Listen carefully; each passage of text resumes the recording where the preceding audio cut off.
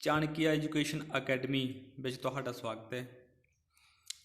ਕੱਲ੍ਹ ਅਸੀਂ ਜਹਾਂਗੀਰ ਜੋ ਮੁਗਲ ਵੰਸ਼ ਦਾ ਇੱਕ ਮਹੱਤਵਪੂਰਨ ਸ਼ਾਸਕ ਸੀ ਉਸ ਬਾਰੇ ਚੰਗੀ ਤਰ੍ਹਾਂ ਡਿਸਕਸ ਕਰ ਚੁੱਕੇ ਹਾਂ।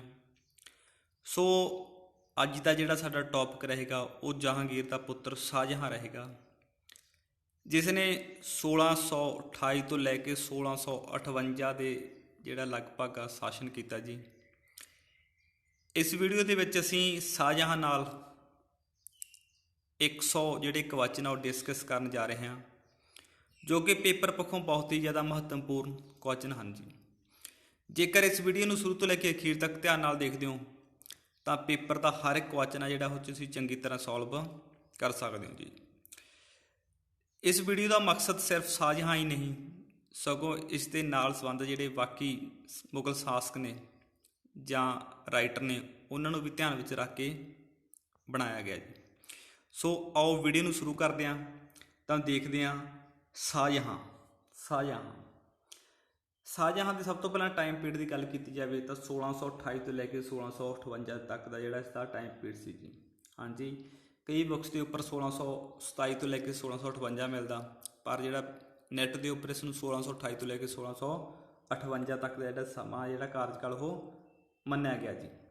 ਤਾਂ ਇਸ ਕਰਕੇ ਯਾਦ ਰੱਖਣਾ ਜੀ, ਸ਼ਾਹਜਹਾਂ ਦਾ ਜਿਹੜਾ ਸਮਾਂ ਸੀ 1628 ਤੋਂ ਲੈ ਕੇ 1658 ਤੱਕ ਦਾ ਸ਼ਾਸਨ ਸੀ ਸ਼ਾਹਜਹਾਂ ਦਾ ਜੀ। ਇਸ ਦਾ ਪੂਰਾ ਨਾਮ ਕੀ ਸੀਗਾ ਜੀ? ਸ਼ਹਾਬੁੱਦੀਨ ਮੁਹੰਮਦ ਸ਼ਾਹਜਹਾਂ। ਤਾਂ ਇਹ ਵੀ ਆਪਾਂ ਜਿਹੜਾ ਫੁੱਲ ਨੇਮ ਯਾਦ ਰੱਖ ਸਕਦੇ ਹਾਂ, ਕਿਉਂਕਿ ਆਪਾਂ ਸ਼ਾਹਜਹਾਂ ਸਿਰਫ ਉਪਨਾਮ ਨਾਲ ਹੀ ਇਸ ਨੂੰ ਬੁਲਾਇਆ ਕਰਦੇ ਹਾਂ ਜੀ। ਜਨਮ ਦੀ ਗੱਲ ਕਰੀਏ ਜੀ, ਪ੍ਰਸ਼ਨ ਨੰਬਰ 1 ਦੇ ਵਿੱਚ ਜਿਹੜਾ ਸ਼ਾਹਜਹਾਂ ਦਾ ਜਨਮ ਹੋਇਆ ਸੀ 5 ਜਨਵਰੀ ਸੀ 1592 ਨੂੰ ਲਾਹੌਰ ਦੇ ਵਿੱਚ ਹੋਇਆ ਜੀ। ਕਦੋਂ ਹੋਇਆ ਜੀ? 5 ਜਨਵਰੀ 1592 ਨੂੰ ਲਾਹੌਰ ਦੇ ਵਿੱਚ। ਤੇ ਮੂਲ ਨਾਮ ਦੀ ਗੱਲ ਕਰੀਏ, ਜਿਹੜਾ ਸ਼ਾਹਜਹਾਂ ਦਾ ਮੂਲ ਨਾਮ ਕੀ ਸੀ ਜੀ? ਖੁਰਮ। ਆਪਾਂ ਪਹਿਲਾਂ ਵੀ ਗੱਲ ਕਰ ਚੁੱਕੇ ਹਾਂ ਜੀ, ਖੁਰਮ। ਤਾਂ ਇਸ ਕਰਕੇ ਸ਼ਾਹਜਹਾਂ ਦਾ ਜਿਹੜਾ ਮੁੱਢਲਾ ਨਾਮ ਸੀ ਉਹ ਖੁਰਮ ਸੀ। ਖੁਰਮ ਤੋਂ ਸ਼ਾਹਜਹਾਂ ਕਿੱਦਾਂ ਪਿਆ ਉਹ ਆਪਾਂ ਅੱਗੇ ਗੱਲ ਕਰਾਂਗੇ ਜੀ। ਤਾਂ ਮਾਤਾ ਦੀ ਗੱਲ ਕਰੀਏ, ਕੁਐਸਚਨ ਨੰਬਰ 3 ਦੇ ਵਿੱਚ ਦੇਖਦੇ ਹਾਂ ਸ਼ਾਹਜਹਾਂ ਦੀ ਮਾਤਾ ਦਾ ਕੀ ਨਾਮ ਸੀ? ਜਗਤ ਗੁਸਾਈ ਦੀ। ਜਗਤ ਗੁਸਾਈ ਜੋਧਾਬਾਈ ਦੇ ਨਾਂ ਨਾਲ ਜਾਣਿਆ ਜਾਂਦਾ, ਜਿਸ ਨੂੰ ਆਪਾਂ ਪਿਛਲੀ ਵੀਡੀਓ ਦੇ ਵਿੱਚ ਤਕਰੀਬਨ ਕਰ ਚੁੱਕੇ ਹਾਂ ਜੀ। ਜੋਧਪੁਰ ਦੇ ਰਾਜਾ ਉਦੈ ਸਿੰਘ ਦੀ ਪੁੱਤਰੀ ਸੀ। ਹਾਂਜੀ, ਕਈ ਵਾਰੀ ਕੁਐਸਚਨ ਪੁੱਛਿਆ ਜਾਂਦਾ ਜਿਹੜੀ ਸ਼ਾਹਜਹਾਂ ਦੀ ਮਾਤਾ ਦਾ ਨਾਮ ਜਗਤ ਗੁਸਾਈ ਕਿਸ ਦੀ ਪੁੱਤਰੀ ਸੀ ਜਾਂ ਕਿੱਥੋਂ ਦੇ ਰਾਜਾ ਦੀ ਪੁੱਤਰੀ ਸੀ? ਤਾਂ ਇਸ ਤਰ੍ਹਾਂ ਕੁਐਸਚਨ ਜਿਹੜੇ ਬਣਦੇ ਆ ਧਿਆਨ ਨਾਲ ਦੇਖਣਾ। ਜੋਧਪੁਰ ਦੇ ਰਾਜਾ ਉਦੈ ਸਿੰਘ ਦੀ ਪੁੱਤਰੀ ਸੀ ਜੀ। ਪਿਤਾ ਤਕਰੀਬਨ ਅਸੀਂ ਸਾਰੇ ਜਾਣਦੇ ਹਾਂ, ਜਹਾਂਗੀਰ। ਜਿਹੜਾ ਪਿਤਾ ਸੀ ਜਹਾਂਗੀਰ ਸੀ ਜੀ।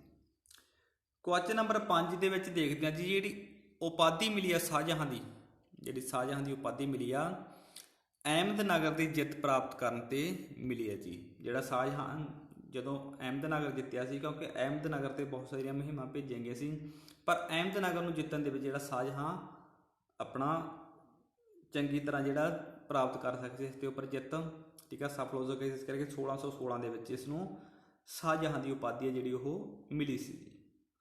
ਰਾਜਗੱਦੀ ਦੀ ਪ੍ਰਾਪਤੀ ਜੀ, ਜਿਹੜੀ ਸ਼ਾਹਜਹਾਂ ਰਾਜਗੱਦੀ ਤੇ ਬੈਠਿਆ 24 ਫਰਵਰੀ 1628 ਨੂੰ ਜਿਹੜਾ ਜੀ ਸ਼ਾਹਜਹਾਂ ਰਾਜਗੱਦੀ ਤੇ ਬੈਠਿਆ ਜੀ। ਠੀਕ ਹੈ, 24 ਫਰਵਰੀ ਕਈ ਵਾਰੀ ਕਿਤਾਬਾਂ ਦੇ ਵਿੱਚ ਇੱਧਰ ਉੱਧਰ ਮਿਲਦਾ, ਤਾਂ ਇਸ ਕਰਕੇ ਜਿਹੜਾ 1628 ਤਾਂ ਤੁਸੀਂ ਤਕਰੀਬਨ ਯਾਦ ਹੀ ਰੱਖਣਾ, ਤਾਂ 24 ਫਰਵਰੀ 1628 ਯਾਦ ਰੱਖ ਸਕਦੇ ਹੋ ਤੁਸੀਂ। ਵਿਆਹ ਦੀ ਗੱਲ ਕਰੀਏ ਜੀ, ਕੁਐਸਚਨ ਨੰਬਰ 7 ਦੇ ਵਿੱਚ ਜਿਹੜਾ ਸ਼ਾਹਜਹਾਂ ਦਾ ਵਿਆਹ ਹੋਇਆ ਸੀ ਨੂਰਜਹਾਂ ਦੇ ਭਰਾ। ਪਿੱਛੇ ਪੜ੍ਹ ਚੁੱਕੇ ਆਪਾਂ ਨੂਰਜਹਾਂ ਕੌਣ ਸੀ ਇਸ ਬਾਰੇ, ਠੀਕ ਹੈ ਨਾ। ਨੂਰਜਹਾਂ ਜਹਾਂਗੀਰ ਦੀ ਜਿਹੜੀ ਪਤਨੀ ਸੀ। ਹਾਂਜੀ, ਅਲੀ ਕੁਲੀ ਅਫਗਾਨ ਦੀ ਜਿਹੜੀ ਪਤਨੀ ਸੀ, ਪਹਿਲਾਂ ਵਿਧਵਾ ਜੀ। ਠੀਕ ਹੈ ਜੀ। ਆਸਫ ਖਾਂ ਦੀ ਪੁੱਤਰੀ ਅਰਜੁਵਿੰਦ ਬਾਨੋ ਬੇਗਮ ਨਾਲ ਜੀ। ਤਾਂ ਕਿਸ ਨਾਲ ਹੋਇਆ ਜੀ? ਅਰਜੁਵਿੰਦ ਬਾਨੋ ਬੇਗਮ ਨਾਲ ਜੀ। ਤਾਂ ਯਾਦ ਰੱਖ ਸਕਦੇ ਹੋ, ਜਿਹੜਾ ਵਿਆਹ ਸੀਗਾ ਨੂਰਜਹਾਂ ਦੇ ਭਰਾ ਆਸਫ ਖਾਂ ਦੀ ਪੁੱਤਰੀ ਨਾਲ ਹੋਇਆ ਜੀ ਇੱਥੇ। ਤੇ ਨੂਰਜਹਾਂ ਦੀ ਪੁੱਤਰੀ ਨਾਲ ਨਹੀਂ ਲਾ ਦੇਣਾ, ਕਿਉਂਕਿ ਨੂਰਜਹਾਂ ਦੀ ਪੁੱਤਰੀ ਸੀ ਜਿਹੜੀ ਉਹ ਲਾਡੀ ਬੇਗਮ ਸੀ ਜੀ। ਠੀਕ ਹੈ ਨਾ, ਜਿਸ ਦਾ ਵਿਆਹ ਸ਼ਹਿਰਜ਼ਾਰ ਨਾਲ ਹੋਇਆ ਸੀ। ਜਿਹੜੀ ਨੂਰਜਹਾਂ ਦਾ ਭਰਾ ਸੀ ਇੱਕ ਆਸਫ ਖਾਂ, ਨੂਰਜਹਾਂ ਦਾ ਭਰਾ ਕੀ ਸੀ? ਆਸਫ ਖਾਂ ਦੀ ਪੁੱਤਰੀ ਅਰਜੁਵਿੰਦ ਬਾਨੋ ਬੇਗਮ ਨਾਲ ਹੋਇਆ ਸੀ। ਇੱਥੇ ਯਾਦ ਰੱਖ ਸਕਦੇ ਹੋ, ਅਰਜੁਵਿੰਦ ਬਾਨੋ ਬੇਗਮ, ਜੋ ਕਿ ਅੱਗੇ ਜਾ ਕੇ ਮੁਮਤਾਜ਼ ਮਹਿਲ ਦੇ ਨਾਂ ਨਾਲ ਪ੍ਰਸਿੱਧ ਹੋਈ ਸੀ। ਮੁਮਤਾਜ਼ ਮਹਿਲ, ਜਿਸ ਦੀ ਯਾਦ ਦੇ ਵਿੱਚ ਤਾਜ ਮਹਿਲ ਬਣਿਆ ਹੋਇਆ ਜੀ। ਹਾਂਜੀ, ਇਹ ਵਿਆਹ ਕਦੋਂ ਹੋਇਆ ਜੀ? ਕਈ ਵਾਰੀ ਪੁੱਛਿਆ ਜਾਂਦਾ 1612 ਦੇ ਵਿੱਚ ਜੀ, 1612 ਦੇ ਕਰੀਬ ਹੋਇਆ ਜੀ। ਕਈ ਕਿਤਾਬਾਂ 1611 ਤੇ ਕਈਆਂ ਤੇ 12 ਮਿਲਦਾ ਜੀ। ਆਮ ਤੌਰ 'ਤੇ ਤੁਸੀਂ 12 ਯਾਦ ਰੱਖ ਸਕਦੇ ਹੋ। ਕੁਐਸਚਨ ਨੰਬਰ 8 'ਚ ਦੇਖਦੇ ਹਾਂ, ਜਹਾਂਗੀਰ ਦੇ ਸਭ ਤੋਂ ਛੋਟੇ ਪੁੱਤਰ। ਜਹਾਂਗੀਰ ਦੇ ਸਭ ਤੋਂ ਛੋਟਾ ਪੁੱਤਰ ਸੀ ਸ਼ਹਿਰਜ਼ਾਰ। ਆਪਾਂ ਗੱਲ ਕੀਤੀ ਹੈ ਪਿੱਛੇ ਸ਼ਹਿਰਜ਼ਾਰ ਤਾਂ ਜਿਹੜਾ ਵਿਆਹ ਸੀ ਉਹ ਕਿਸ ਨਾਲ ਹੋਇਆ ਸੀ? ਨੂਰਜਹਾਂ ਦੀ ਪੁੱਤਰੀ ਲਾਡੀ ਬੇਗਮ ਨਾਲ ਹੋਇਆ ਸੀ ਜੀ। ਆਪਾਂ ਪਹਿਲਾਂ ਵੀ ਗੱਲ ਕਰ ਚੁੱਕੇ ਹਾਂ ਇਸ ਬਾਰੇ। ਸ਼ਾਹਜਹਾਂ ਨੇ ਆਸਫ ਖਾਨ ਦੀ ਸਹਾਇਤਾ ਨਾਲ ਰਾਜਗੱਦੀ ਪ੍ਰਾਪਤ ਕੀਤੀ ਹੈ ਜੀ। ਹਾਂਜੀ, ਕਿਉਂ? ਕਿਉਂਕਿ ਜਿਹੜਾ ਸ਼ਾਹਜਹਾਂ ਸੀ ਉਹ ਆਸਫ ਖਾਨ ਦਾ ਜਿਹੜਾ ਜਵਾਈ ਸੀ ਜੀ। ਜਿਹੜਾ ਨੂਰਜਹਾਂ ਗੁੱਟ ਜਿਹੜਾ ਚਾਹੁੰਦਾ ਸੀ ਕਿ ਜਿਹੜੀ ਗੱਦੀ ਹੈ ਸ਼ਹਿਰਜ਼ਾਰ ਨੂੰ ਮਿਲੇ, ਪਰ ਆਸਫ ਖਾਨ ਜਿਹੜਾ ਆਪਣੇ ਜਵਾਈ ਨੂੰ ਜਿਹੜਾ ਰਾਜਗੱਦੀ ਦਿਵਾਉਣ ਦੇ ਹੱਕ ਵਿੱਚ ਸੀ। ਇਸ ਕਰਕੇ ਜਿਹੜੀ ਸ਼ਾਹਜਹਾਂ ਨੂੰ ਗੱਦੀ ਪ੍ਰਾਪਤ ਕਰਨ ਵਿੱਚ ਜਿਹੜੀ ਸਹਾਇਤਾ ਮਿਲੀ ਉਹ ਕਿਹਦੀ ਮਿਲੀ ਹੈ ਜੀ? ਆਸਫ ਖਾਨ ਦੀ ਮਿਲੀ ਹੈ ਜੀ। ਯਾਦ ਰੱਖਣਾ, ਆਸਫ ਖਾਨ ਦੀ, ਠੀਕ ਹੈ ਨਾ। ਅੱਗੇ ਜਾ ਕੇ ਆਪਾਂ ਡਿਸਕਸ ਕਰਾਂਗੇ। ਦਿੱਲੀ ਦੇ ਨੇੜੇ ਇੱਕ ਸ਼ਾਹਜਹਾਨਾਬਾਦ ਜਿਹੜਾ ਨਗਰ ਵਸਾਇਆ ਜੀ। ਦਿੱਲੀ ਦੇ ਨੇੜੇ ਸ਼ਾਹਜਹਾਨਾਬਾਦ ਨਗਰ ਕਿਹਨੇ ਵਸਾਇਆ ਜੀ? ਸ਼ਾਹਜਹਾਂ ਨੇ ਵਸਾਇਆ। ਸਿੱਧੀ ਗੱਲ ਆ, ਪਤਾ ਲੱਗਦਾ ਜੀ ਆਪਾਂ ਨੂੰ। ਰਾਜਧਾਨੀ ਆਗਰੇ ਤੋਂ ਬਦਲ ਕੇ ਦਿੱਲੀ ਕਰ ਦਿੱਤੀ ਸੀ। ਜਿਹੜੀ ਪਿਛਲੇ ਮੁਗਲ ਸਮਰਾਟਾਂ ਦੀ ਰਾਜਧਾਨੀ ਚੱਲ ਰਹੀ ਸੀ ਆਗਰਾ ਸੀ, ਆਗਰੇ ਤੋਂ ਬਦਲ ਕੇ ਇਹਨੇ ਕੀ ਕਰਤੀ ਜੀ? ਦਿੱਲੀ। ਦਿੱਲੀ ਇੱਥੇ 1648 ਦੇ ਵਿੱਚ ਇਹ ਬਣਾਈ ਹੈ ਜੀ। ਲਿਖ ਸਕਦੇ ਹੋ 1648 ਦੇ ਵਿੱਚ, ਠੀਕ ਹੈ ਨਾ। ਕੈਪੀਟਲ ਜਿਹੜੀ ਉਹ ਆਪਣਾ ਆਗਰੇ ਤੋਂ ਬਦਲ ਕੇ ਜਿਹੜੀ ਕਰਤੀ ਦਿੱਲੀ ਜੀ। ਕੁਐਸਚਨ ਨੰਬਰ 12 'ਚ ਦੇਖਦੇ ਹਾਂ ਜੀ, ਸ਼ਾਹਜਹਾਂ ਨੇ ਦਿੱਲੀ ਦੇ ਲਾਲ ਕਿਲੇ ਦੇ ਨਿਰਮਾਣ ਕਰਾਇਆ ਸੀ। ਦਿੱਲੀ ਦਾ ਲਾਲ ਕਿਲਾ ਜਿਹੜਾ ਬਣਾਇਆ, ਜਿੱਥੇ ਅੱਜ ਅਸੀਂ 26 ਜਨਵਰੀ 15 ਅਗਸਤ ਨੂੰ ਝੰਡਾ ਲਹਿਰਾਇਆ ਜਾਂਦਾ, ਉਹ ਕਿਸ ਨੇ ਬਣਾਇਆ ਜੀ? ਸ਼ਾਹਜਹਾਂ ਨੇ। ਕਿਸ ਨੇ ਬਣਾਇਆ ਜੀ? ਸ਼ਾਹਜਹਾਂ ਨੇ।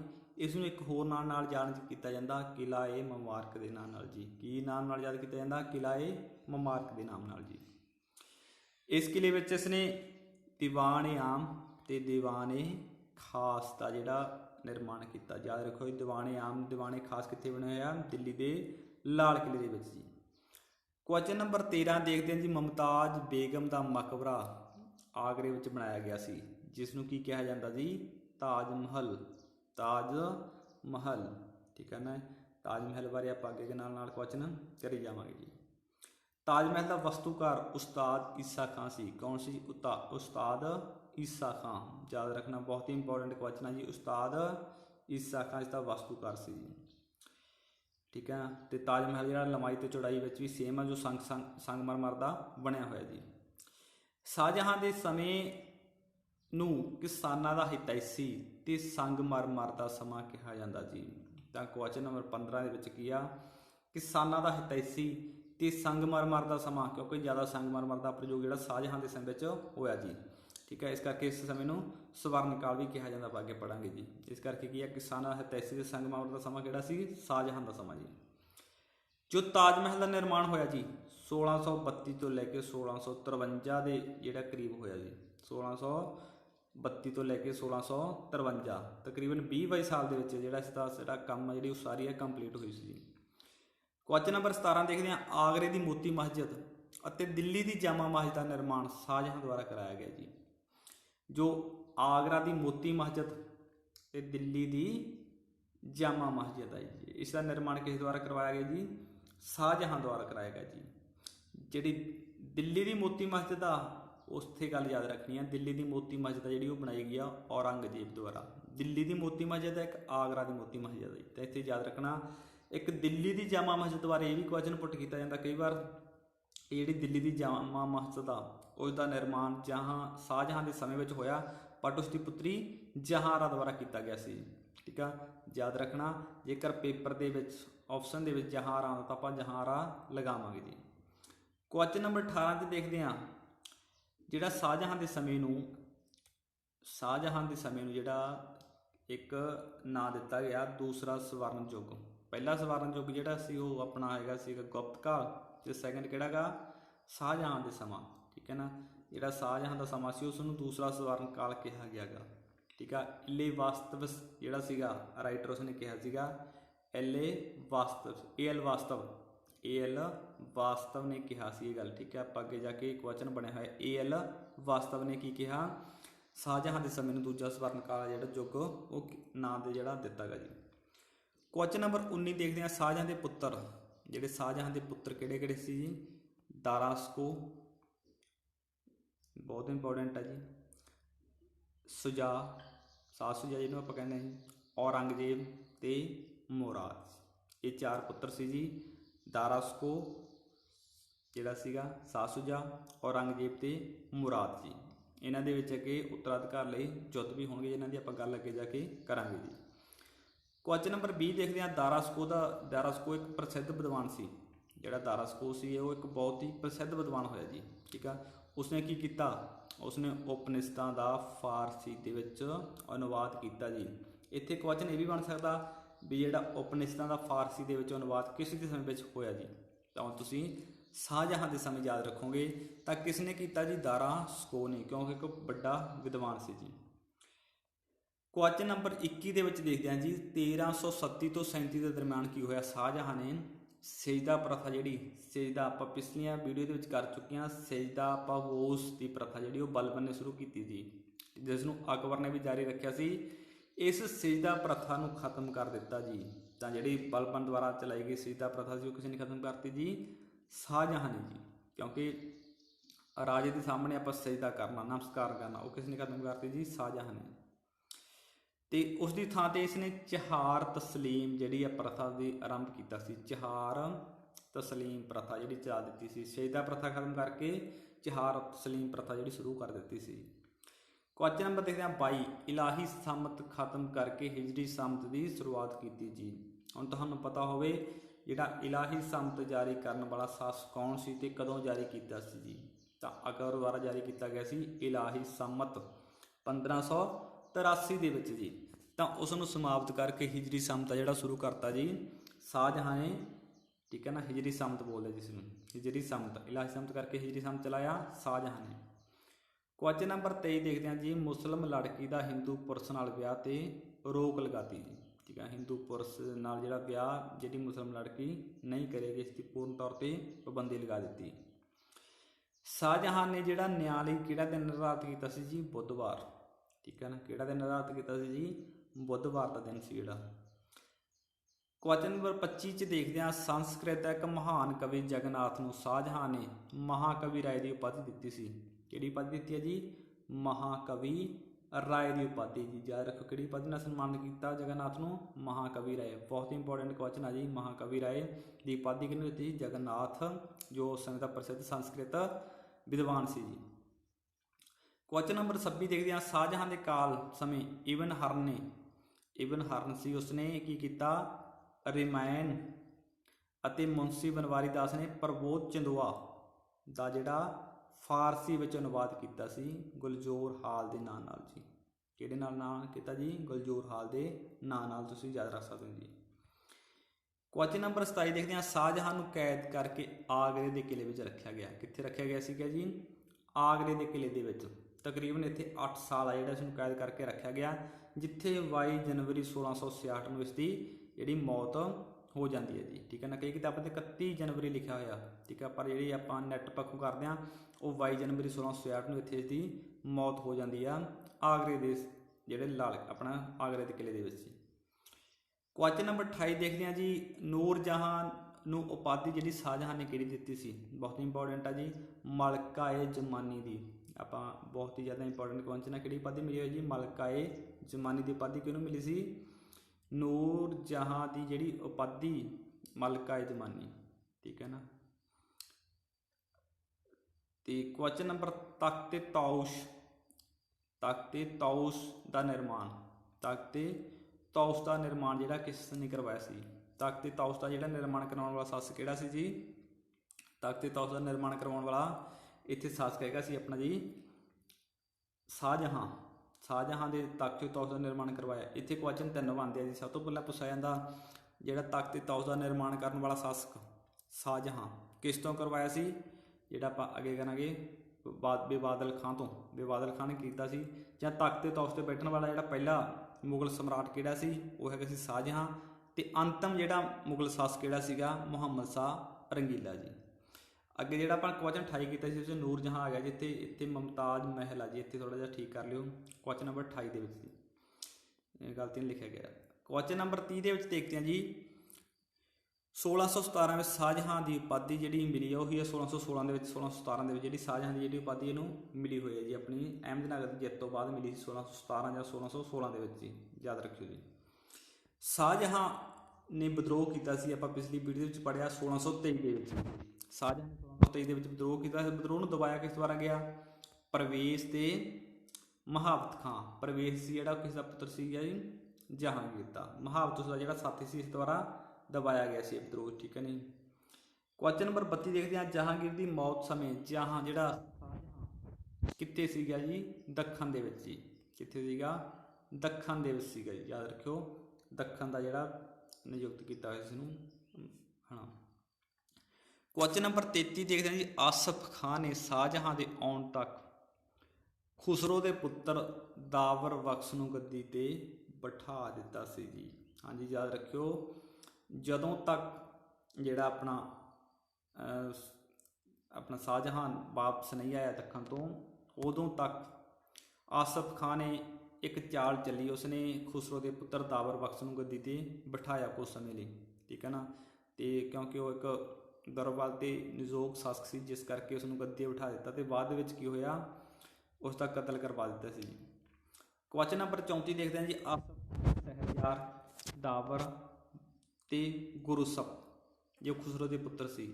ਜਿਹੜੇ ਸ਼ਹਿਰਯਾਰ ਤਾਂ ਇੱਕ ਜਹਾਂਗੀਰ ਦਾ ਪੁੱਤਰ ਸੀ, ਦਾਵਰ ਤੇ ਬਖਸ਼ ਗੁਰਸਪ ਖੁਸਰੋ ਦੇ ਪੁੱਤਰ, ਆਦਿ ਦਾ ਕਤਲ ਕਰਵਾ ਦਿੱਤਾ ਜੀ। ਆਦਿ ਦਾ ਕਤਲ ਕਰਵਾ ਕੇ ਕੀ ਕੀਤਾ? ਸ਼ਾਹਜਹਾਂ ਨੂੰ ਗੱਦੀ ਤੇ ਬਿਠਾ ਦਿੱਤਾ ਸੀ। ਇਸ ਕਰਕੇ ਕਿਹਦਾ ਰੋਲ ਆ ਜੀ? ਆਸਫ ਖਾਨ ਦਾ ਜੀ। ਕੁਐਸਚਨ ਨੰਬਰ ਦੇਖਦੇ ਹਾਂ 35 ਜੀ 24 ਫਰਵਰੀ 1628 ਨੂੰ ਸ਼ਾਹਜਹਾਂ ਗੱਦੀ ਤੇ ਬੈਠਿਆ ਸੀ, ਆਪਾਂ ਪਿੱਛੇ ਕਰ ਚੁੱਕੇ ਹਾਂ, ਠੀਕ ਹੈ ਨਾ ਜੀ।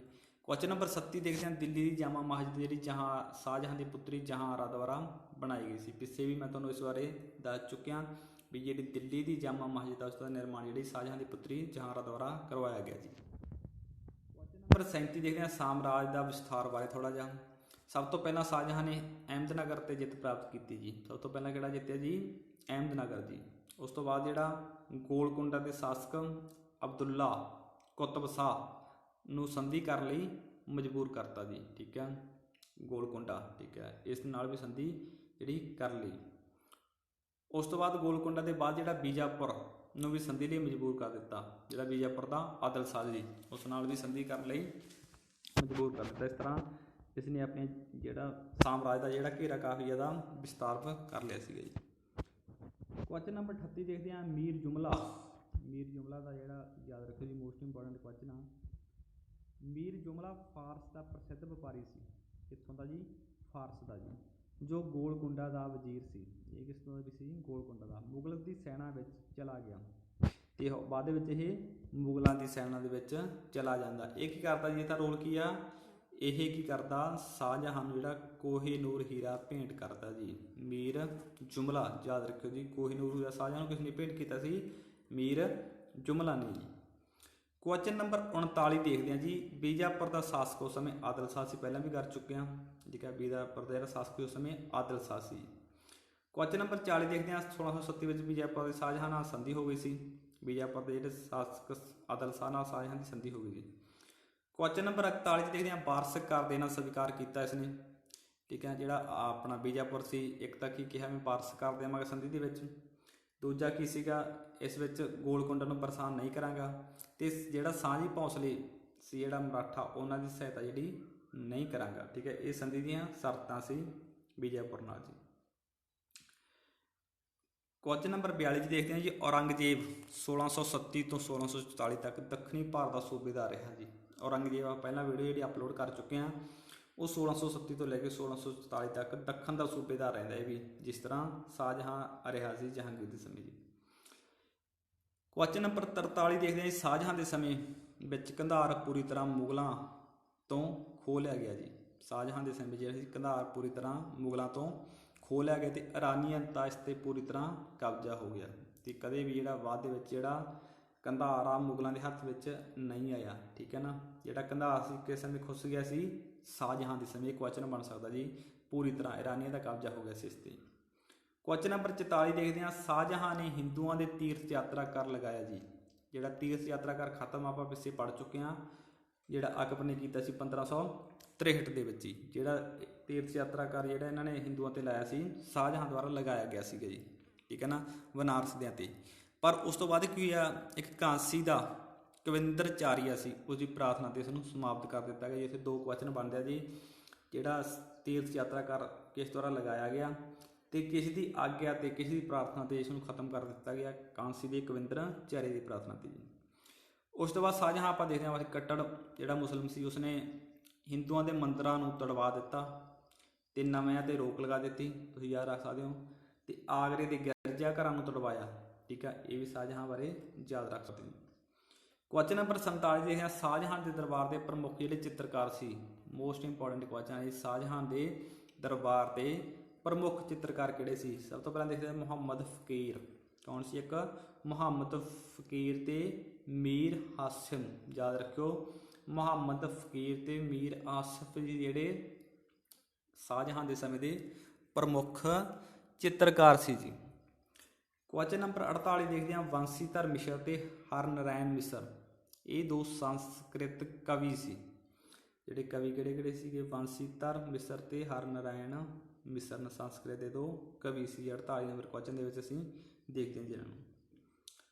ਕੁਐਸਚਨ ਨੰਬਰ 49 ਦੇਖਦੇ ਹਾਂ ਜੀ, ਸ਼ਾਹਜਹਾਂ ਨੇ ਸੰਸਕ੍ਰਿਤ ਲਾਲ ਖਾਂ ਨੂੰ ਗੁਣ ਸਮੁੰਦਰ ਦੀ ਉਪਾਧੀ ਦਿੱਤੀ ਹੋਈ ਸੀ ਜੀ। ਉਹ ਬਹੁਤ ਹੀ ਜ਼ਿਆਦਾ ਇੰਪੋਰਟੈਂਟ ਕੁਐਸਚਨ ਹੈ ਜੀ।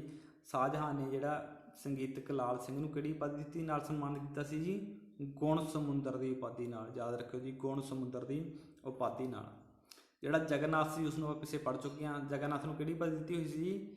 ਜਿਹੜਾ ਸੰਸਕ੍ਰਿਤ ਕਵੀ ਸੀ ਉਸ ਨੂੰ ਮਹਾਕਵੀ ਰਾਜ ਦੀ ਉਪਾਧੀ ਦਿੱਤੀ ਸੀ। ਕਿਹੜੀ ਉਪਾਧੀ ਦਿੱਤੀ ਸੀ? ਮਹਾਕਵੀ ਰਾਜ ਦੀ। ਪਿੱਛੇ ਵੀ ਜਿਹੜਾ ਕੁਐਸਚਨ ਆ ਰਿਪੀਟ ਹੋ ਚੁੱਕਿਆ ਜੀ।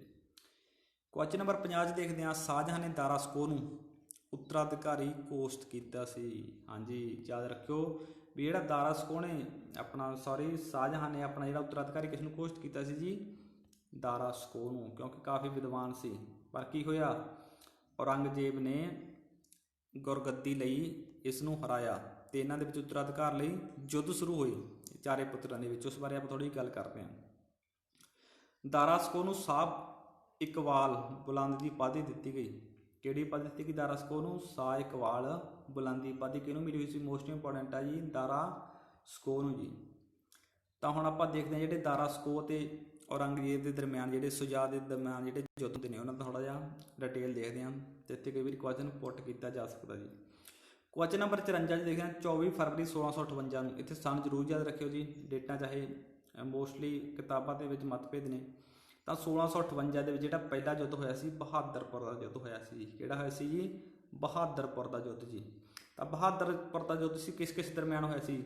ਇਹ ਹੋਇਆ ਸੀ ਜਿਹੜੇ ਸ਼ਾਹਜਹਾਂ ਦੇ ਦੋ ਪੁੱਤਰ ਸੀ, ਕਿਸੇ ਆਪਣੇ ਸ਼ਾਹ ਸ਼ੁਜਾ ਤੇ ਦਾਰਾ ਸਕੋਹ ਦੇ ਵਿੱਚ ਜੀ। ਬਹਾਦਰਪੁਰ ਦੇ ਯੁੱਧ ਦੇ ਵਿੱਚ ਕਿਹੜੇ ਸੀਗੇ? ਸ਼ਾਹ ਸ਼ੁਜਾ ਤੇ ਦਾਰਾ ਸਕੋਹ। ਇਸ ਵਿੱਚ ਜੇਤੂ ਕੌਣ ਰਿਹਾ ਜੀ? ਦਾਰਾ ਸਕੋਹ ਜੇਤੂ ਰਹਿੰਦਾ ਜੀ ਇਸ ਵਿੱਚ, ਠੀਕ ਹੈ ਨਾ ਜੀ। ਅਗਲਾ ਯੁੱਧ ਹੈਗਾ ਜੀ ਧਰਮਤ ਦਾ ਯੁੱਧ, ਜਿਹੜਾ ਅਪ੍ਰੈਲ 1658 ਦੇ ਵਿੱਚ ਹੋਇਆ ਸੀ ਜੀ। ਤਾਂ ਇਸ ਯੁੱਧ ਦੇ ਵਿੱਚ ਜਿਹੜੀ ਕਿਹੜੀ ਮੁਗਲ ਸੈਨਾ ਸੀ? ਦੇਖੋ, ਇੱਕ ਪਾਸੇ ਔਰੰਗਜ਼ੇਬ ਅਤੇ ਮੁਰਾਦ ਦੀ ਸੰਯੁਕਤ ਸੈਨਾ ਸੀ। ਔਰੰਗਜ਼ੇਬ ਤੇ ਉਸ ਦਾ ਭਰਾ ਮੁਰਾਦ ਦੀ ਸੰਯੁਕਤ ਸੈਨਾ ਸੀ। ਅਤੇ ਦੂਸਰੇ ਪਾਸੇ ਕੌਣ ਸੀਗਾ? ਦਾਰਾ ਸਕੋਹ। ਦੂਸਰੇ ਪਾਸੇ ਕੌਣ ਸੀਗਾ ਜੀ? ਦਾਰਾ ਸਕੋਹ, ਠੀਕ ਹੈ ਨਾ, ਯਾਦ ਰੱਖਿਓ। ਇੱਕ ਸਾਈਡ ਕਿਹੜਾ ਸੀ? ਔਰੰਗਜ਼ੇਬ ਤੇ ਮੁਰਾਦ, ਦੂਜੇ ਪਾਸੇ ਕੌਣ ਸੀ? ਦਾਰਾ ਸਕੋਹ ਜੀ, ਠੀਕ ਹੈ ਨਾ। ਜਿਹੜੀ ਅਗਵਾਈ ਸੀ ਯੁੱਧ ਦੀ, ਉਹ ਜਸਵੰਤ ਸਿੰਘ ਅਤੇ ਕਾਸਮ ਖਾਂ ਕਰ ਰਹੇ ਸੀ ਇਸ ਦੀ। ਜਸਵੰਤ ਸਿੰਘ ਤੇ ਕਾਸਮ ਖਾਂ, ਠੀਕ ਹੈ ਨਾ, ਯਾਦ ਰੱਖਿਓ ਜੀ। ਜਿੱਤ ਕਿਸ ਦੀ ਹੁੰਦੀ ਹੈ ਜੀ? ਔਰੰਗਜ਼ੇਬ ਦੀ। ਜਿੱਤ ਕਿਸ ਦੀ ਹੁੰਦੀ ਹੈ ਜੀ? ਔਰੰਗਜ਼ੇਬ ਇਸ ਵਿੱਚ ਜੇਤੂ ਰਹਿੰਦਾ ਜੀ। ਕੁਐਸਚਨ ਨੰਬਰ 54 ਦੇਖਦੇ ਹਾਂ, ਧਰਮਤ ਯੁੱਧ, ਬਹੁਤ ਹੀ ਇੰਪੋਰਟੈਂਟ ਹੈ ਜੀ। ਜਿਹੜਾ ਧਰਮਤ ਯੁੱਧ ਜਿਹੜਾ ਆਪਾਂ ਪਿੱਛੇ ਕਰ ਚੁੱਕੇ ਹਾਂ, ਧਰਮਤ ਦਾ ਯੁੱਧ ਹੀ ਕਰ ਰਹੇ ਹਾਂ ਜੀ 1658। ਇਸ ਵਿੱਚ ਕੀ ਹੋਇਆ ਸੀ? ਇਸ ਯੁੱਧ ਨੂੰ ਜਿੱਤਣ ਤੋਂ ਬਾਅਦ ਜਿਹੜਾ ਆਪਣਾ ਔਰੰਗਜ਼ੇਬ ਨੇ ਇੱਕ ਨਗਰ ਵਸਾਇਆ ਸੀ, ਉਹਨੂੰ ਫਤਿਹਾਬਾਦ ਬੋਲਦੇ ਜੀ, ਫਤਿਹਾਬਾਦ ਨਗਰ, ਜਿਹੜਾ ਧਰਮਤ ਜਿੱਤ ਤੋਂ ਬਾਅਦ ਬਣਾਇਆ ਸੀ ਜੀ। ਕੁਐਸਚਨ ਨੰਬਰ 55 ਦੇਖਦੇ ਹਾਂ ਜੀ, ਸਮੂਹਗੜ੍ਹ, ਇਹ ਜੂਨ 1658 ਦੇ ਵਿੱਚ ਹੁੰਦਾ ਯੁੱਧ ਜੀ। ਸਮੂਹਗੜ੍ਹ ਦਾ ਯੁੱਧ ਜਿਹਨੂੰ ਆਪਾਂ ਬੋਲਦੇ ਹਾਂ। ਸਮੂਹਗੜ੍ਹ ਦਾ ਯੁੱਧ ਕਦੋਂ ਹੋਇਆ? ਜੂਨ 1658 ਦੇ ਵਿੱਚ। ਕਿਹਦੇ ਦਰਮਿਆਨ ਹੁੰਦਾ ਜੀ?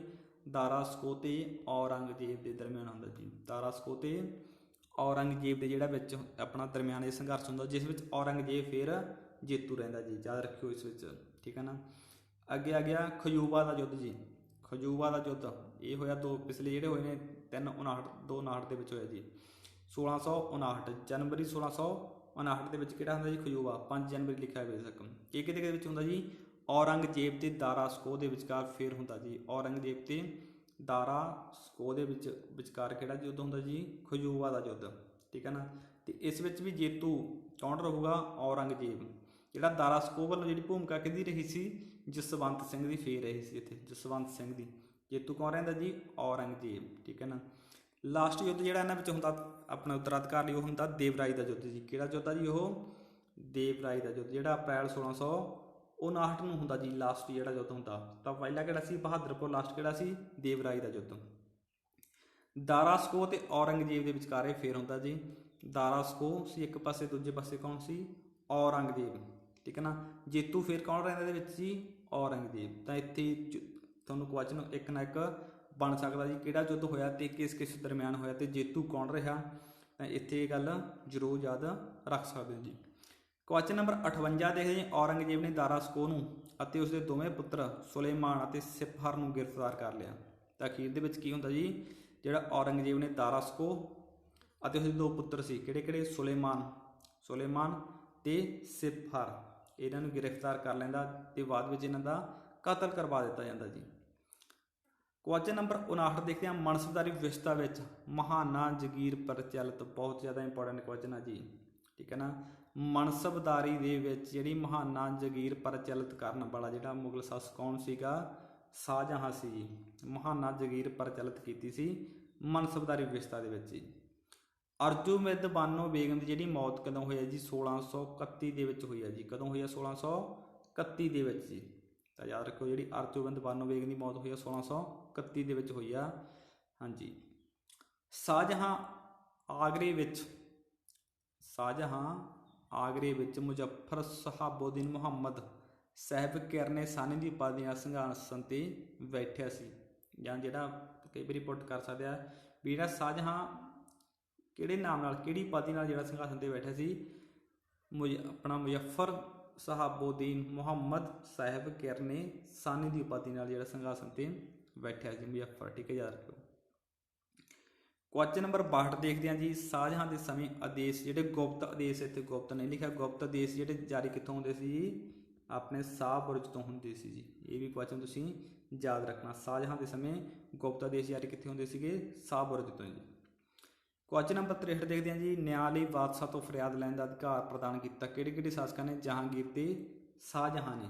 ਕਿਹੜੇ ਕਿਹੜੇ ਫਰਿਆਦ ਲਈ ਜਿਹੜਾ ਆਪਾਂ ਕਹਿ ਸਕਦੇ ਹਾਂ ਵੀ ਫਰਿਆਦ ਲਈ, ਬਾਦਸ਼ਾਹ ਤੋਂ ਫਰਿਆਦ ਲੈਣ ਲਈ, ਠੀਕ ਹੈ, ਨਿਆਂ ਲਈ ਫਰਿਆਦ ਲੈਣ ਲਈ ਕਿਹੜੇ ਜਿਹੜੇ ਸ਼ਾਸਕਾਂ ਨੇ ਜਾਰੀ ਕੀਤਾ ਅਧਿਕਾਰ, ਉਹ ਸੀਗੀ ਜਹਾਂਗੀਰ ਤੇ ਸ਼ਾਹਜਹਾਂ ਜੀ।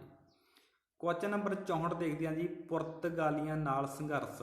ਸ਼ਾਹਜਹਾਂ ਨੇ ਕੀ ਕੀਤਾ, ਪੁਰਤਗਾਲੀਆਂ ਨਾਲ ਸੰਘਰਸ਼ ਕੀਤਾ ਤੇ ਕੰਧਾਰ ਖੋਹ ਦਿੱਤਾ ਤੇ ਅਹਿਮਦਨਗਰ ਜਿੱਤਿਆ, ਠੀਕ ਹੈ। ਕੰਧਾਰ ਅੰਗਰੇਜ਼ਾਂ ਲਈ ਖੁੱਸ ਗਿਆ ਸੀ ਤੇ ਜਿਹੜਾ ਅਹਿਮਦਨਗਰ ਇਸ ਨੇ ਜਿੱਤ ਲਿਆ ਸੀ। ਕੁਐਸਚਨ ਨੰਬਰ 65 'ਚ ਦੇਖਦੇ ਹਾਂ। ਖਾਨੇ ਜਹਾਂ ਲੋਧੀ ਸੀ ਇੱਕ, ਖਾਨੇ ਜਹਾਂ ਲੋਧੀ, ਉਸਨੇ ਵਿਦਰੋਹ ਕੀਤਾ ਸ਼ਾਹਜਹਾਂ ਦੇ ਸਮੇਂ ਜੀ। ਕਿਸ ਸਮੇਂ ਕੀਤਾ ਜੀ, ਸ਼ਾਹਜਹਾਂ ਦੇ ਸਮੇਂ। ਇਹ ਕੁਐਸਚਨ ਵੀ ਬਣਦਾ ਵੀ ਜਿਹੜਾ ਖਾਨੇ ਜਹਾਂ ਲੋਧੀ ਨੇ ਵਿਦਰੋਹ ਕੀਤਾ ਕਿਸ ਸਮੇਂ ਕੀਤਾ, ਸ਼ਾਹਜਹਾਂ। ਬਸ ਇੰਨਾ ਕੁਐਸਚਨ ਇਸ ਵਿੱਚ ਆਪਾਂ ਯਾਦ ਰੱਖਣਾ ਜੀ, ਠੀਕ ਹੈ ਨਾ। ਪਿੱਛੇ ਆਪਾਂ ਗੱਲ ਕਰ ਚੁੱਕੇ ਹਾਂ 66 ਨੰਬਰ ਕੁਐਸਚਨ ਦੀ। ਉਹ ਇਤਿਹਾਸਕਾਰ ਜਿਸ ਨੇ ਸ਼ਾਹਜਹਾਂ ਦੇ ਸਮੇਂ ਨੂੰ ਸਵਰਨਯੁੱਗ ਕਿਹਾ ਸੀ, ਕੌਣ ਸੀ ਉਹ, ਕਿਹੜਾ ਆਪਣਾ ਰਾਈਟਰ ਸੀ, A.L. ਸ੍ਰੀਵਾਸਤਵ ਜੀ। ਦੂਜਾ ਸਵਰਨਯੁੱਗ ਕਹਿਣ ਵਾਲਾ ਜਿਹੜਾ ਰਾਈਟਰ ਸੀ A.L. ਸ੍ਰੀਵਾਸਤਵ ਸੀ, ਯਾਦ ਰੱਖੋ ਜੀ। ਵਿਦੇਸ਼ੀ ਯਾਤਰੀ ਆਏ ਸੀ ਕੁਛ ਸ਼ਾਹਜਹਾਂ ਦੇ ਸਮੇਂ। ਵਿਦੇਸ਼ੀ ਯਾਤਰੀ ਆ ਮਨੁੱਕੀ ਹੋ ਗਿਆ। ਪੀਟਰ ਮੁੰਡੀ ਯੂਰਪੀਅਨ ਇਟਲੀ ਦਾ ਸੀ ਜੀ, ਠੀਕ ਹੈ ਨਾ, ਇਹ ਵੀ ਇਸ ਸਮੇਂ ਵਿੱਚ ਆਇਆ। ਤੇ ਵਰਨੀਅਰ, ਇਹ ਸਾਰੇ ਜਿਹੜੇ ਵਿਦੇਸ਼ੀ ਯਾਤਰੀ ਕਿਹਦੇ ਸਮੇਂ ਆਏ ਨੇ, ਸ਼ਾਹਜਹਾਂ ਦੇ ਸਮੇਂ ਆਏ ਨੇ, ਜਿਸ 'ਤੇ ਯਾਦ ਰੱਖਦੇ ਹੋ ਮਨੁੱਕੀ, ਪੀਟਰ ਮੁੰਡੀ ਤੇ ਵਰਨੀਅਰ। ਤਾਂ ਇੱਥੇ ਗੱਲ ਜ਼ਰੂਰ ਯਾਦ ਰੱਖਿਓ ਜੀ। ਕੁਐਸਚਨ ਨੰਬਰ 70 ਦੇਖਦੇ ਹਾਂ। ਮੁਗਲ ਸੈਨਾ ਵਿੱਚ ਚਿਕਿਤਸਕ ਨਿਯੁਕਤ ਕੀਤਾ ਸੀ, ਵਰਨੀਅਰ ਨੂੰ ਕੀਤਾ ਗਿਆ ਸੀ। ਮੁਗਲ ਸੈਨਾ ਵਿੱਚ ਜਿਹੜਾ ਚਿਕਿਤਸਕ ਨਿਯੁਕਤ ਕਿਹੜਾ ਨੂੰ ਕੀਤਾ ਸੀ, ਵਰਨੀਅਰ ਨੂੰ, ਠੀਕ ਹੈ, ਯਾਦ ਰੱਖਿਓ ਵਰਨੀਅਰ ਜੀ। ਸ਼ਾਹਜਹਾਂ ਦੇ ਸਮੇਂ ਰਾਜ ਕਵੀ ਕਲੀਮ, ਸ਼ਾਹਜਹਾਂ ਦੇ ਸਮੇਂ ਦਾ ਜਿਹੜਾ ਰਾਜ ਕਵੀ ਸੀ ਕੌਣ ਸੀ, ਕਲੀਮ ਜੀ, ਯਾਦ ਰੱਖਿਓ। ਮੋਸਟ ਇੰਪੋਰਟੈਂਟ ਕੁਐਸਚਨ ਕਰ ਸਕਦੇ ਹਾਂ। ਕਲੀਮ ਜਿਹੜਾ ਸੀਗਾ ਰਾਜ ਕਵੀ ਸੀ। ਸਾਨੇ ਫਤਿਹਪੁਰ ਕਿਹਾ ਜਾਂਦਾ ਹੈ, ਸਾਨੇ ਫਤਿਹਪੁਰ ਕਿਹਾ ਜਾਂਦਾ ਹੈ ਜੀ ਜਾਮਾ ਮਸਜਿਦ ਨੂੰ। ਸਾਨੇ ਫਤਿਹਪੁਰ ਕਿਹਨੂੰ ਕਿਹਾ ਜਾਂਦਾ ਜੀ? ਜਾਮਾ ਮਸਜਿਦ ਨੂੰ, ਜੋ ਸ਼ਾਹਜਹਾਂ ਦੀ ਪੁੱਤਰੀ ਜਹਾਂਆਰਾ ਦੁਆਰਾ ਬਣਾਈ ਗਈ ਸੀ, ਜਿਹੜੀ ਦਿੱਲੀ ਦੀ ਜਾਮਾ ਮਸਜਿਦ ਸੀ। ਲਾਹੌਰ ਦਾ ਸ਼ਾਲੀਮਾਰ ਬਾਗ ਨੂੰ ਪੂਰਾ ਕਰਵਾਇਆ ਜੀ। ਜਿਹੜਾ ਲਾਹੌਰ ਦਾ ਸ਼ਾਲੀਮਾਰ ਬਾਗ ਆ ਉਹ ਸ਼ੁਰੂ ਬੇਸ਼ੱਕ ਜਹਾਂਗੀਰ ਨੇ ਕੀਤਾ ਸੀ, ਪਰ ਇਸਨੂੰ ਪੂਰਾ ਕਰਵਾਉਣ ਵਾਲਾ ਸ਼ਖਸ ਕਿਹੜਾ ਸੀ? ਸ਼ਾਹਜਹਾਂ ਜੀ। ਸ਼ਾਹਜਹਾਂ ਕੌਣ ਸੀਗਾ? ਸ਼ਾਹਜਹਾਂ ਜੀ। ਤਾਂ ਯਾਦ ਰੱਖ ਸਕਦੇ ਹੋ ਜੀ। ਕੁਐਸਚਨ ਨੰਬਰ 74 ਦੇਖਦੇ ਹਾਂ ਜੀ, ਤਾਜ ਮਹਿਲ ਦਾ ਨਿਰਮਾਣ ਜਿਹੜਾ ਕਿਸ ਦੀ ਦੇਖ ਰੇਖ ਹੇਠ ਜਿਹੜਾ ਹੋਇਆ ਸੀ ਪੂਰਾ? ਉਸਤਾਦ ਈਸਾ ਖਾਂ। ਕੌਣ ਸੀਗਾ? ਉਸਤਾਦ ਈਸਾ ਖਾਂ ਦੀ ਦੇਖ ਰੇਖ ਹੇਠਾਂ ਜਿਹੜਾ ਇਸ ਦਾ ਨਿਰਮਾਣ ਪੂਰਾ ਹੋਇਆ ਸੀ। ਤਾਜ ਮਹਿਲ ਦਾ ਜਿਹੜਾ ਨਿਰਮਾਣ ਕਿਸੇ ਦੇਖ ਰੇਖ ਹੇਠ ਹੋਇਆ? ਉਸਤਾਦ ਈਸਾ ਖਾਂ ਜੀ। ਤਾਜ ਮਹਿਲ ਜੋ ਲੰਬਾਈ ਅਤੇ ਚੌੜਾਈ ਵਿੱਚ ਬਰਾਬਰ ਹੈ। ਕੁਐਸਚਨ ਨੰਬਰ 75 ਦੇਖਦੇ ਹਾਂ, ਤਾਜ ਮਹਿਲ ਜੋ ਲੰਬਾਈ ਅਤੇ ਚੌੜਾਈ ਵਿੱਚ ਬਰਾਬਰ ਹੈ, ਠੀਕ ਹੈ ਨਾ। ਸੰਗਮਰਮਰ ਵਿੱਚ ਸਪਨ, ਇਹ ਡ੍ਰੀਮ ਇਨ ਮਾਲਵਰ ਕਿਹਾ ਜਾਂਦਾ। ਇਸ ਨੂੰ ਕੀ ਕਿਹਾ ਜਾਂਦਾ ਹੈ? ਇਹ ਡ੍ਰੀਮ ਇਨ ਮਾਲਵਰ, ਮਾਰਵਲ, ਡ੍ਰੀਮ ਇਨ ਮਾਲਵਰ, ਸੌਰੀ ਹਾਂਜੀ। ਅੱਗੇ ਆਪਾਂ ਕਰਦੇ ਹਾਂ ਹਾਂਜੀ। ਕੁਐਸਚਨ ਨੰਬਰ ਆਪਾਂ 75 ਕਰ ਰਹੇ ਸੀਗੇ। ਹਾਂਜੀ ਹਾਂ 76 ਜੀ। ਤਖਤੇ ਤੌਸ, ਤਖਤੇ ਤੌਸ, ਤਖਤੇ ਤੌਸ ਆ ਮਯੂਰ ਸਿੰਘਾਸਨ। ਤਖਤੇ ਤੌਸ ਜਿਹੜਾ ਪਿੱਛੇ ਵੀ ਗੱਲ ਕਰ ਚੁੱਕੇ ਹਾਂ ਤਕਰੀਬਨ ਇਸ ਕੁਐਸਚਨ ਬਾਰੇ। ਤਖਤੇ ਤੌਸ ਮਯੂਰ ਸਿੰਘਾਸਨ ਜਿਹੜਾ ਬਣਵਾਇਆ ਸੀ ਬੇਬਾਦਲ ਖਾਂ ਨੇ, ਜਿਹੜਾ ਬਣਾਇਆ ਸੀ ਬੇਬਾਦਲ ਖਾਂ ਨੇ, ਬਣਿਆ ਸੀ ਸ਼ਾਹਜਹਾਂ ਦੇ ਸਮੇਂ, ਠੀਕ ਹੈ ਨਾ। ਜੋ ਦਿੱਲੀ ਦੇ ਆਮ ਖਾਸ ਵਿੱਚ ਇਸ ਨੂੰ ਰੱਖਿਆ ਗਿਆ ਸੀ। ਅੱਗੇ ਆਊਗਾ ਤਖਤੇ ਤੌਸ ਭਵਨ ਵਿੱਚ ਰੱਖਿਆ ਗਿਆ। ਕਿਹੜੇ ਭਵਨ ਵਿੱਚ ਰੱਖਿਆ ਗਿਆ ਸੀਗਾ? ਦਿੱਲੀ ਦੇ ਲਾਲ ਕਿਲ੍ਹਾ ਸੀ, ਉਸ ਦੇ ਵਿੱਚ ਦੀਵਾਨ ਆਮ ਦੇ ਵਿੱਚ ਇਸ ਨੂੰ ਰੱਖਿਆ ਗਿਆ ਸੀ ਤਖਤੇ ਤੌਸ ਨੂੰ ਜੀ, ਜਿਸ ਨੂੰ ਬਾਅਦ ਵਿੱਚ ਨਾਦਰ ਸ਼ਾਹ ਲੈ ਜਾਂਦਾ ਜੀ। ਕਿਸ ਨੇ ਸ਼ਾਹਜਹਾਂ ਦੇ ਸ਼ਾਸਨ ਕਾਲ ਦੇ 20 ਸਾਲ ਦਾ ਇਤਿਹਾਸ ਪਾਤਸ਼ਾਹਨਾਮਾ ਵਿੱਚ ਲਿਖਿਆ ਹੈ ਜੀ? ਮੋਸਟ ਇੰਪੋਰਟੈਂਟ ਕੁਐਸਚਨ ਹੈ ਜੀ। ਇੱਥੇ ਤੁਹਾਨੂੰ ਇਹ ਵੀ ਪੁੱਛਿਆ ਜਾਂਦਾ ਵੀ ਜਿਹੜਾ ਪਾਤਸ਼ਾਹਨਾਮਾ ਦਾ ਲੇਖਕ ਕੌਣ ਆ ਜੀ, ਠੀਕ ਹੈ ਨਾ। ਜਾਂ ਪਾਤਸ਼ਾਹਨਾਮਾ ਦੇ ਵਿੱਚ ਕੀ ਲਿਖਿਆ ਜੀ? ਅਬਦੁਲ ਹਮੀਦ ਲਾਹੌਰੀ ਹੈ ਜੀ। ਅਬਦੁਲ ਹਮੀਦ ਲਾਹੌਰੀ ਨੇ ਕੀ ਲਿਖਿਆ? ਪਾਤਸ਼ਾਹਨਾਮਾ। ਯਾਦ ਰੱਖਿਓ ਜੀ। ਕੁਐਸਚਨ ਨੰਬਰ 80 ਦੇਖਦੇ ਹਾਂ ਜੀ, ਸ਼ਾਹਜਹਾਂ ਨੇ ਨਾਦਰ ਉਲ ਉਜ਼ਰ ਦੀ ਉਪਾਧੀ ਅਬਦੁਲ ਹਮੀਦ ਲਾਹੌਰੀ ਨੂੰ ਦਿੱਤੀ ਸੀ। ਕਿਹੜੀ ਉਪਾਧੀ ਦੇ ਨਾਲ ਸਨਮਾਨਿਤ ਕੀਤਾ ਸੀ ਅਬਦੁਲ ਹਮੀਦ ਲਾਹੌਰੀ ਨੂੰ, ਜਿਸ ਨੇ ਪਾਤਸ਼ਾਹਨਾਮਾ ਲਿਖਿਆ ਸੀਗਾ? ਨਾਦਰ ਉਲ ਉਜ਼ਰ ਦੀ ਉਪਾਧੀ ਦਿੱਤੀ ਸੀ ਜੀ। ਕੁਐਸਚਨ ਨੰਬਰ 81 ਦੇਖਦੇ ਹਾਂ ਜੀ, ਸ਼ਾਹਜਹਾਂ ਦੇ ਸਮੇਂ ਦੱਖਣ ਦੀ ਭੂਮੀ ਕਰ ਵਿਵਸਥਾ ਵਿੱਚ ਮਹੱਤਵਪੂਰਨ ਜਿਹੜਾ ਸੁਧਾਰ ਕਰਨ ਵਾਲਾ ਵਿਅਕਤੀ ਕਿਹੜਾ ਸੀਗਾ? ਉਹ ਹੈਗਾ ਸੀਗਾ ਮੁਰਸ਼ਦ ਕੁਲੀ ਖਾਂ ਜੀ। ਦੱਖਣ ਭੂਮੀ ਵਿੱਚ ਜਿਹੜਾ ਮਹੱਤਵਪੂਰਨ ਕਰ ਵਿਵਸਥਾ ਨਾਲ ਸੰਬੰਧਿਤ ਵਿਅਕਤੀ ਕਿਹੜਾ ਸੀ? ਮੁਰਸ਼ਦ ਕੁਲੀ ਖਾਂ। ਇਸ ਕਰਕੇ ਕੀ ਕਿਹਾ ਜਾਂਦਾ ਜਿਸ ਨੂੰ? ਦੱਖਣ ਦਾ ਟੋਡਰਮੱਲ ਕਿਹਾ ਜਾਂਦਾ ਸੀ। ਕਿਸ ਨੂੰ ਜੀ? ਮੁਰਸ਼ਦ ਕੁਲੀ ਖਾਂ ਨੂੰ ਦੱਖਣ ਦਾ ਟੋਡਰਮੱਲ ਕਿਹਾ ਜਾਂਦਾ ਸੀ। ਟੋਡਰਮੱਲ ਬਾਰੇ ਹੁਣ ਤੁਸੀਂ ਜਾਣਦੇ ਹੋ ਕੌਣ ਸੀਗਾ, ਠੀਕ ਆ। ਆਪਣਾ ਅਕਬਰ ਦੇ ਸਮੇਂ ਵਿੱਚ ਸੀ, ਜੋ ਆਪਣਾ ਭੂਮੀ ਸੁਧਾਰਨ ਨਾਲ ਸੰਬੰਧਿਤ ਸੀ। ਤਾਂ ਕੁਐਸਚਨ ਨੰਬਰ 83-82 ਦੇ ਵਿੱਚ ਆਪਾਂ ਦੇਖਿਆ ਦੱਖਣ ਦਾ ਜਿਹੜਾ ਟੋਡਰਮੱਲ ਕੌਣ ਆ? ਮੁਰਸ਼ਦ ਕੁਲੀ ਖਾਂ ਜੀ। ਕੁਐਸਚਨ ਨੰਬਰ 83 ਦੇਖਦੇ ਹਾਂ, ਖਾਣੇ ਖਾਨਾਂ ਦੀ ਉਪਾਧੀ ਸ਼ਾਹਜਹਾਂ ਦੁਆਰਾ ਦਿੱਤੀ ਗਈ। ਕਿਸ ਨੂੰ ਦਿੱਤੀ ਸੀ ਜੀ? ਮੁਹਾਬਤ ਖਾਂ ਨੂੰ। ਉੱਥੇ ਆਪਾਂ ਖਾਣੇ ਖਾਨਾਂ ਦੀ ਉਪਾਧੀ ਪਹਿਲਾਂ ਵੀ ਕਰ ਚੁੱਕੇ ਹਾਂ ਜੀ। ਬੈਰਮ ਖਾਨ ਤੇ ਉਸਦੇ ਪੁੱਤਰ ਅਬਦੁਲ ਰਹੀਮ ਖਾਨ ਖਾਨਾ ਅਬਦੁਲ ਰਹੀਮ ਨੂੰ ਦਿੱਤੀ ਸੀ। ਇੱਥੇ ਕੀ ਆ? ਸ਼ਾਹਜਹਾਂ ਦੁਆਰਾ ਜਿਹੜੀ ਉਪਾਧੀ ਦਿੱਤੀ ਗਈ ਆ ਖਾਣੇ ਖਾਨ ਦੀ ਮੁਹਾਬਤ ਖਾਨ ਨੂੰ ਦਿੱਤੀ ਗਈ ਹੈ ਜੀ। ਕੁਐਸਚਨ ਨੰਬਰ 84 ਦੇਖਦੇ ਹਾਂ ਜੀ, ਨਿਰਮਾਤਾਵਾਂ ਦਾ ਰਾਜਕੁਮਾਰ ਵੀ ਜਿਹੜਾ ਸ਼ਾਹਜਹਾਂ ਨੂੰ ਕਿਹਾ ਗਿਆ, ਕਿਉਂਕਿ ਇਸ ਦੇ ਸਮੇਂ ਸਭ ਤੋਂ ਵੱਧ ਜਿਹੜੀਆਂ ਇਮਾਰਤਾਂ ਨੇ ਬਣੀਆਂ ਨੇ।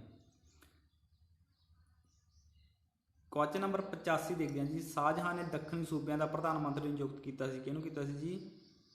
ਮੀਰ ਜੁਮਲਾ ਨੂੰ। ਕਿਸ ਨੂੰ ਕੀਤਾ ਸੀ ਜੀ?